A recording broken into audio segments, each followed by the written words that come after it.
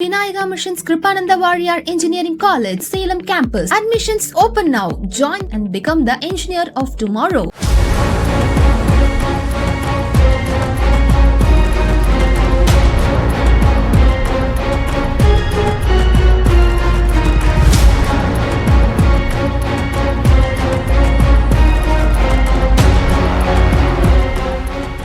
கோவை அடுத்த அன்னூர் அருகே கோபிராசிபுரத்தில் செயல்படாத தொழிற்சாலை உள்ளது.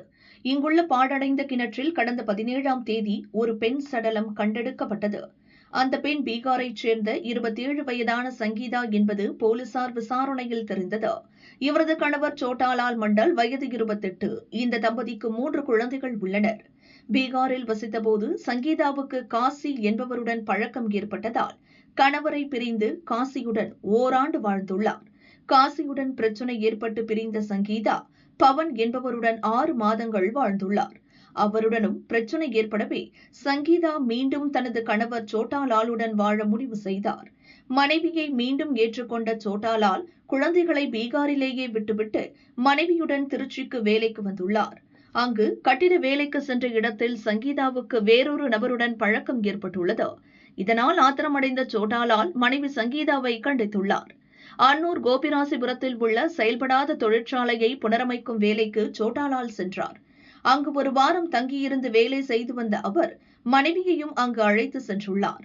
அப்போது கள்ள தொடர்பு விவகாரம் தொடர்பாக இருவருக்கும் மீண்டும் வாக்குவாதம் ஏற்பட்டுள்ளது. இதில் ஆத்திரமடைந்த சோட்டாலால் சங்கீதாவின் கழுத்தை நெரித்து கொலை செய்தார். உடலை சாக்கு பையில் கட்டி தொழிற்சாலை வளாகத்தில் உள்ள பாழடைந்த கிணற்றுக்குள் தூக்கி வீசிவிட்டு பீகாருக்கு தப்பிச் சென்றார். சந்தேகத்தின் பேரில் சோட்டாலாலை தனிப்படை போலீசார் தேடி வந்த நிலையில் பீகாரில் இருந்து மீண்டும் அன்னூருக்கு வந்த அவர் கைது செய்யப்பட்டார். விசாரணையில் கொலை செய்ததை ஒப்புக்கொண்டதால் சிறுமுகை போலீசார் அவர் மீது வழக்கு பதிவு செய்து நீதிமன்றத்தில் ஆஜர்படுத்தி சிறையில் அடைத்தனர்.